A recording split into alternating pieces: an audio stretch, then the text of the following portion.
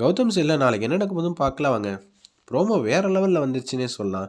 ரொம்பவே உடம்பு முடியாம தான் ஒவ்வொரு வீடியோ மேக் பண்ணி போட்டுட்டு இருக்கேன். கொஞ்சம் பார்த்து கன்டினியூஸா வந்து சப்போர்ட் பண்ணுங்க நம்ம சேனலுக்கு. ராகினி முன்னாடி வந்து நிற்கிறாங்க நம்ம இந்திரா.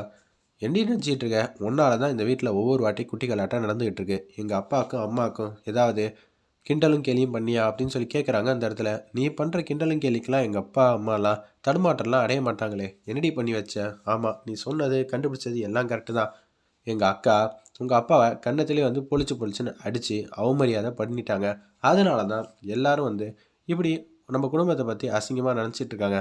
நான் இருக்கிற வரைக்கும் இந்த குடும்பத்தில் ஒரு நல்லது கெட்டதும் நடக்க விட மாட்டேன். எப்படி நினச்சிட்டு இருக்க அப்படின்னு சொல்லும்போது அப்படின்னு நம்ம இந்திரா வந்து மாசா வந்து கத்துறாங்க. இப்போ உன் கண்ணம் பழுக்கிற அளவுக்கு ஜெயாத்தை கொடுத்ததோட 10 மடங்கு வேகமாக என்னால் கொடுக்க முடியும். ஆனால் நீ இதை வச்சு என்னென்னலாம் ட்ராமா ப்ளே பண்ணுவேன்னு எனக்கு நல்லாவே தெரியும். அச்சச்சோ, இவன் வந்து என்னை அடித்தா முன்னமும் இவளும் வீட்டை விட்டு துரத்திடலான்னு நினச்சா இவன் என்னை எப்படி யோசிச்சுட்டு இருக்கா? இதை நான் எங்கே சொல்லணுமோ அங்கே நான் பார்த்துக்கிறேன். மிஞ்சி மிஞ்சி போனால் ராமச்சந்திரன்ட்ட பேசுவா, இல்லை கௌதம்கிட்ட பேசுவா. யார் எப்படிப்பட்ட நிலைமையில் இருந்தாலும் அக்கா எனக்கு தான் சப்போர்ட்டிவாக இருக்காங்க. அதனால் நிச்சயம் இதுக்கு பின்னாடி இருக்கிற சூழ்ச்சியெல்லாம் அவங்களுக்கு என்ன தெரிய போகுது? இந்த ராகினியை யாராலையும் அசைக்க முடியாது அப்படின்னு யோசிச்சுட்டு இருக்கப்ப கரெக்டாக வந்து இந்திரா ஜெயா ரூமுக்கு வந்து போயிட்டாங்க. அவங்க ரொம்ப மனசுடைஞ்சு போயிட்டாங்க. சம்மந்தியை கை நீட்டி அடித்தது எவ்வளோ பெரிய தப்பு. என்னதான் சொல்கிறது ஒன்றும் புரியலைங்கிற மாதிரி யோசிக்கும்போது ஒருவேளை ஜெயா அக்காட்ட நியாயம் கேட்டுட்டா என்ன பண்ணுறது? இவ்வளோ தெளிவாக வந்து யோசிக்கிற இந்திரா நிச்சயம் ஜெயா கிட்ட போனால் பிரச்சனையாயிடுன்னு சொல்லிட்டு ஜெயா ரூமுக்கு போகிறாங்க. பார்த்தா இந்திரா வந்து அங்கே இருக்காங்க.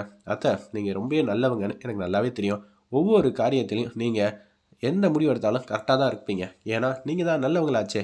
மற்றவங்க பேச்சை கேட்டுட்டு நீங்கள் எனக்கு முடக்கா செய்கிற காரியம்தான் பிரச்சனை மேலே பிரச்சனை வருது. அப்படி என்ன நடந்துச்சு நீங்களே உங்கள் வாயால் சொல்லுங்க அத்தை. ராகினி என்னென்னமோ சொல்கிறா, அதை எல்லாம் என்னால் நம்ப முடியல அப்படின்னு சொல்கிறாங்க அந்த இடத்துல. உடனே நான் தாம்மா தெரியாமல் அப்படின்னு சொல்லி ஜெயா வந்து பேச ஆரம்பிக்கிறாங்க அந்த இடத்துல. என்னது தெரியாமல் என்னத்தை சொல்லுங்கத்த அப்படின்னு சொல்லும்போது உடனே இனிமேட்டு எங்கள் அக்காவை வந்து விட்டு வச்சா அவ்வளோதான்.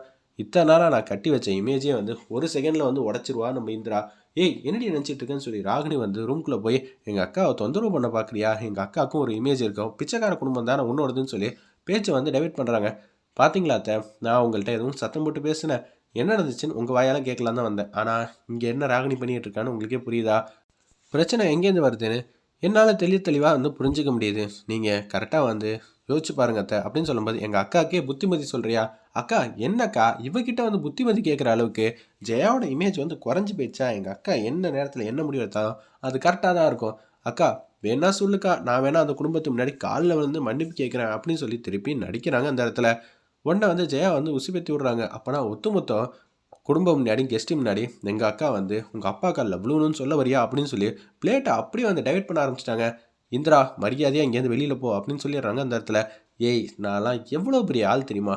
ஏன் முன்னாடியெல்லாம் நீ எல்லாம் நிற்க முடியுமா? நீ பாப்பா எங்கள் அக்கா கிட்ட எப்படி பேசணும், எப்படி நயம் வேஞ்சகமா நான் இந்த பக்கம் அழுகணும். ஆனால் அதை வந்து எங்கள் அக்கா லைட்டாக பார்த்துட்டாலே போதும், பிளேட்டை எப்படி வந்தாலும் திருப்பி போட்டுக்கலாம். நிச்சயம் வந்து நீ எல்லாம் ஜெயா முன்னாடி ஒரு நிமிஷம் கூட நிற்க முடியாது. ஏன்னா இந்த ராகினி ஜெயாவை மீட் பண்ணவே விட மாட்டா.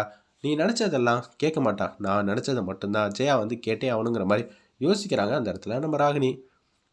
கௌதம்கிட்ட ராமச்சந்திரனும் சந்திரா அம்மா, அதாவது இந்திராவோட அம்மாவும் நடந்ததெல்லாம் சொல்லிட்டாங்க. ஓ, செருப்பு தைக்க சொல்லியிருக்காங்களா மாமாவை? இது வந்து தெரியாமல் எங்கள் அப்பா வந்து எந்த முடிவு இல்லாமல் இருந்திருக்காங்க. எங்கள் அப்பா முன்னாடி மட்டும் ராகினி பேசுனதை மட்டும் கேட்டிருந்தாங்க. அத்தனை பேர் மத்தியிலையும் எங்கள் அப்பா வெளுத்தெடுத்துருப்பாங்க. கடைசி நேரத்தில் வந்ததுனால எங்கள் அப்பாவுக்கு தெரியாமல் போயிடுச்சு.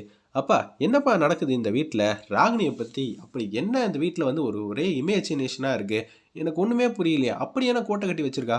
நான் சொல்கிறேன்ப்பா எங்கள் அம்மாட்ட நடந்த விஷயத்தெல்லாம்.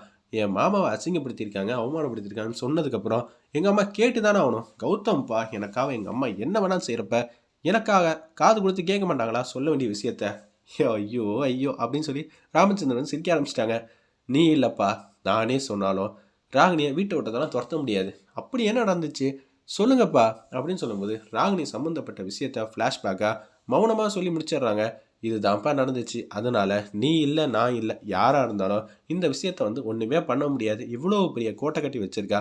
இந்த கோட்டையை எடுத்தோனையெல்லாம் உடைக்க முடியாது. கொஞ்சம் கொஞ்சமாக மாற்றலான்னு பார்த்தா அதுக்குள்ளே லைட்டாக 2 கண்ணீரை வந்து விட்டால் போதும். எனக்குன்னு யார் இருக்கா? நீங்கள் தானக்கா இருக்கீங்க. என்னை துரத்தி விட போகிறீங்களா? அப்போனா இத்தனை நாள் நான் வாழ்ந்த வாழ்க்கையெல்லாம் வீணா உங்கள் குடும்பத்துக்காகன்னு சொல்லிட்டான்னு வச்சுக்கப்பா. ரோபாலா தான் கேம் ஓவர். கௌதமாக இருந்தானே, கதிராக இருந்தானே, வெற்றியாக இருந்தானே, எல்லாரும் காம்பவுண்டுக்கு வெளியே தான். உங்கள் அம்மா ஈவருக்கெல்லாம் பார்க்க மாட்டா, தங்கச்சிக்காக புள்ளிய கூட தூக்கி எறிஞ்சிருவா.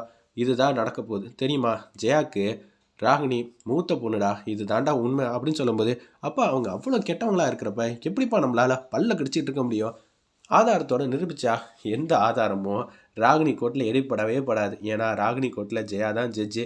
அப்படி இருக்கும்போது எப்படி ஜெயா ராகினி பேச்சை மீறி எதுவும் கேட்பா? ஒன்றும் நடக்க போகிறது இல்லை அப்படின்னு சொல்லி ஆதங்கப்பட்டு பேசுகிறாங்க. நீங்கள் தான் எப்போதும் ராகினிக்கு எதிராக முடிவெடுப்பீங்க, ஆனால் உங்களாலேயும் எதுவும் செய்ய முடியாதா? யதார்த்தமான பேச்சுப்பா, இதான் உண்மைங்கிற மாதிரி பேசுகிறாங்க. அந்த இடத்துல நம்ம ராமச்சந்திரன் இந்த முடிவை தப்புன்னு இத்தனை நாளாக எப்படி வேணால் நடந்திருக்கலாம், ஆனால் இனிமேட்டு நான் மாற்றி காட்டுறேன். மாமாவுக்கு நடந்த அவமரியாதத்தை நான் எப்படியெல்லாம் நிரூபித்து காட்டி ராகினியை வீட்டை விட்டு துரத்துனேன், இல்லை மாமா காலில் விழுந்து மன்னிப்பு கேட்க வைக்கிறேன். இது ரெண்டுத்தில் ஒன்றாவது கண்டிப்பாக செய்வேன். நான் கௌதம்பா ஜெயாவோட புள்ள, என்னால் இது கூட செய்ய முடியலனா எங்கள் அம்மாவுக்கு இருக்கிற ஈகோ எனக்கு இல்லாமையாக போயிடும். நான் பார்த்துக்கிறேங்கிற மாதிரி அதடி மாதம் கௌதம் பேசுகிறாங்க. வெயிட் பண்ணி பார்ப்போம்.